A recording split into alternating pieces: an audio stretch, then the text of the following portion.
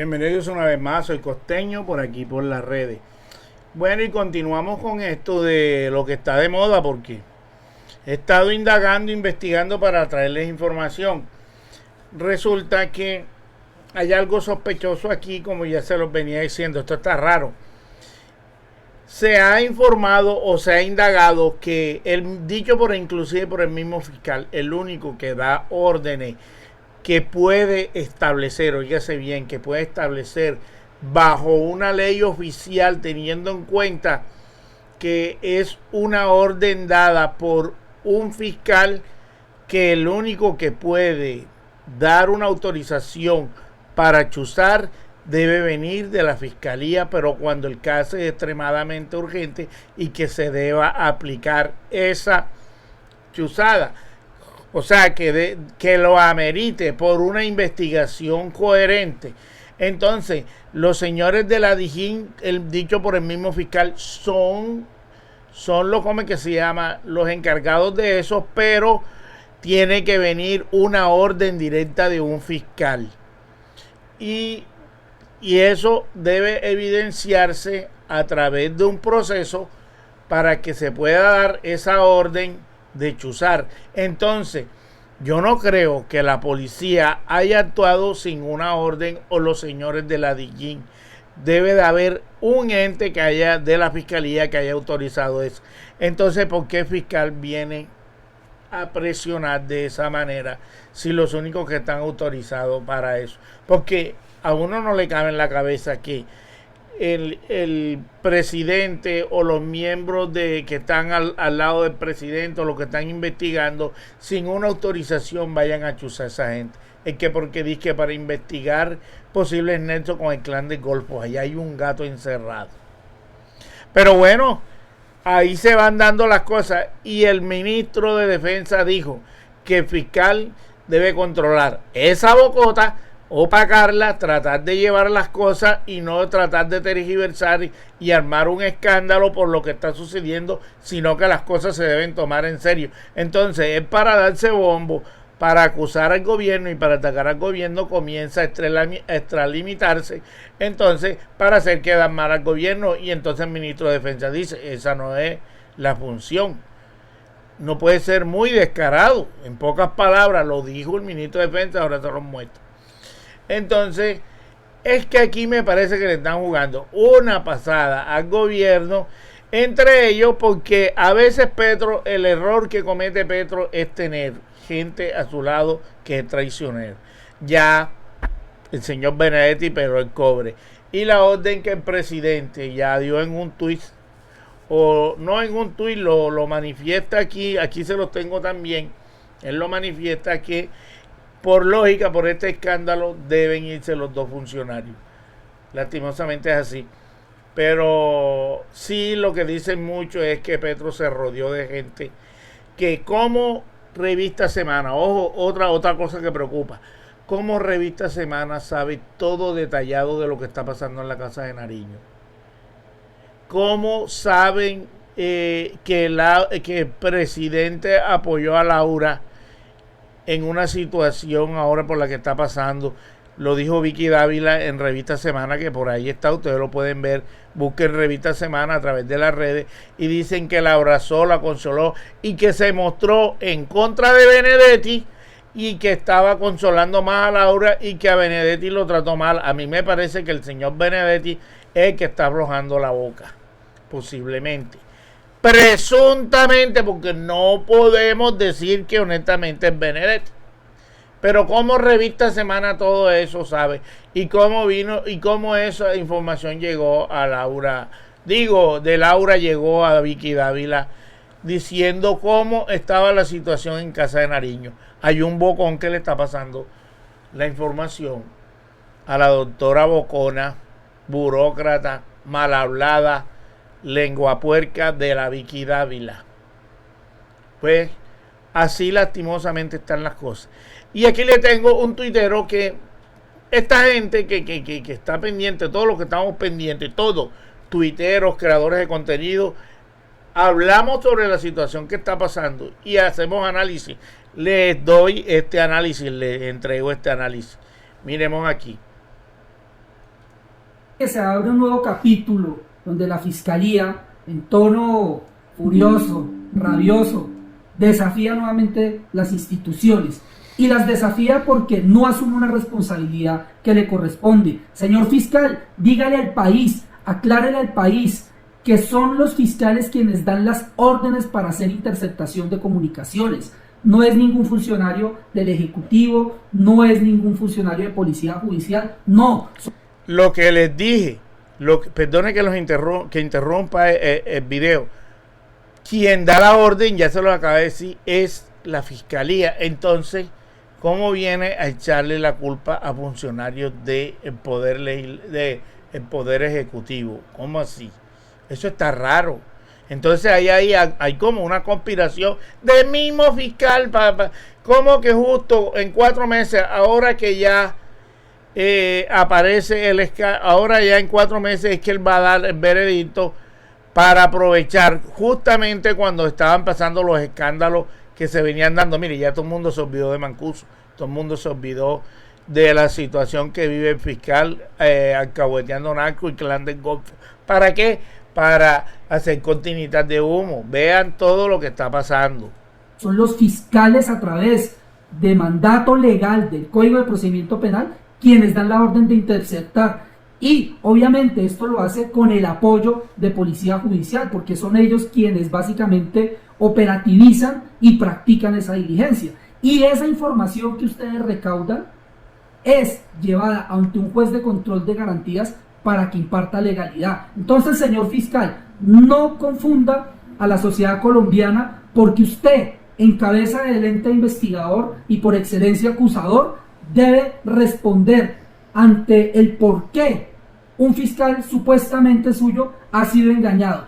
Si esto es así, señor fiscal, es reconocer una grave situación donde cualquier ciudadano se puede ver incurso en vulneración de derechos fundamentales y la Fiscalía actuaría como simple notario. ¿Por qué? Porque responde a unas órdenes de Policía Judicial sin hacer el mínimo control para evitar que se vulneren derechos fundamentales, aunque sabemos que esa es una función de los jueces de control de garantías. Señor fiscal, esto parece ser un entrampamiento. Descubra quién es el interesado en este tipo de situaciones y no permita que bajo esa lógica de estar señalando a por doquier sin asumir responsabilidades se convierta en una práctica de lavarse las manos.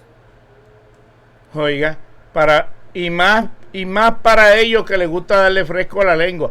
O sea, ellos son los responsables porque ellos son los que deben verificar que esto no se dé. Porque ellos son los que establecen la orden. No, entonces como que la Policía Judicial procede y la Fiscalía, que quien da la orden es la Fiscalía. Entonces, ahí hay como dijiste, acaban de informarnos aquí, hay como especie de una trampa, un entrampamiento, algo está raro ahí. ¿Para qué? Para darle fresco, echar cortina de humo nuevamente y que se nos olvide todo lo anterior y que esta vaina tiene que salir rápido. Porque de aquí no salimos. Ya a mí no me gusta estar repitiendo todo lo mismo, pero es bueno que se enteren qué es lo que está pasando en el momento, porque es la noticia del momento, ni modo. Entonces vámonos aquí ahora. ¿Qué dice Gustavo Petro? Se van ambos, o sea, Sarabia y Armando Benedetti salen del gobierno. Por error o por acierto, el embajador hizo público el chat con el presidente. Oiga, según Benedetti, fue un error hacer público el chat. Pero ¿por qué Benedetti tiene que publicar las cosas que se trabajan en presidencia? Ahí está el traidor. A mí me parece que es Benedetti. Entonces el señor Petro confió mucho en él y ahí está otro Judas Iscariote igualito al senador JP.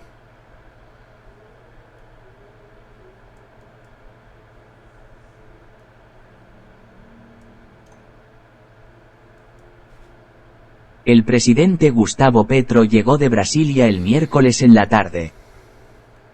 En medio de la crisis desatada por el enfrentamiento entre la jefa del despacho presidencial Laura Sarabia y el embajador en Venezuela Armando Benedetti, todos esperaban que llegara a Palacio a poner orden en la casa. Pero el mandatario no llegó a la Casa de Nariño. Es más, esta madrugada, casi a las 1 de la mañana, casi 30 horas después de su aterrizaje desde Brasil, seguía sin llegar a la sede presidencial. El despacho del jefe de Estado, vacío en un día en el que estaban sucediendo tantas cosas, hacía más patente la crisis y la sensación de desgobierno. El punto más importante en la agenda del presidente Petro estaba marcado a las 9 de la mañana. Reunión con el embajador Armando Benedetti en el aeropuerto militar de Catam. El encuentro del que se esperaba una solución definitiva a la crisis, que fue revelada aquí en la se debía producir en el salón VIP del Comando Aéreo de Transporte Militar. Un salón adaptado para reuniones privadas, lejos de la atención pública, durante el gobierno de Álvaro Uribe. El plan inicial consistía en que el mandatario hablara con el embajador antes de partir a Villavicencio, a donde se quedaron esperándolo. Desde la noche anterior, el presidente Petro había cancelado toda su agenda. Al embajador Armando Benedetti nadie le informó del cambio de planes y, según una alta fuente de la Casa de Nariño, él se fue a Catam a esperar al presidente. Las mismas fuentes de Palacio indicaron que el presidente Petro enviaría la caravana presidencial a recoger al embajador para llevarlo a un punto de encuentro lejos de las instalaciones oficiales. Se llegó a decir que se encontrarían en la casa particular del mandatario en Chía. Sin embargo, eso tampoco terminó sucediendo. Hacia mediodía hubo un intercambio de mensajes de texto entre el presidente y el embajador Benedetti. No sé por cuál razón, si deliberadamente o por error, el embajador Benedetti publicó por unos minutos en su WhatsApp parte de la conversación que tuvo con el mandatario. Habitualmente los miembros del alto gobierno usan la plataforma Line para comunicarse. Esta es una de las aplicaciones de mensajes más seguras. Sin embargo, Benedetti tomó una foto de su conversación con el presidente y la publicó voluntaria o involuntariamente, no se sabe, en su cuenta de WhatsApp. Bueno, un amable corresponsal del reporte tuvo tiempo para tomar una foto del pantallazo de Benedetti. Pantallazo, nunca el nombre resultó tan apropiado. Les leo la conversación que usted puede ver a partir de esta hora en la página web. Ok, ya estoy calmado, vale. No, por ahí hay silencio de ambos. Ya veremos cómo se solucionan las cosas. Ok, presidente. Me da pena molestarlo, pero el canciller está sacando todos mis viajes, lo del avión privado, etcétera, etcétera. ¿Por qué tiene que publicar esto? La pregunta es ¿por qué él tiene que publicar esto? La cosa está sospechosa.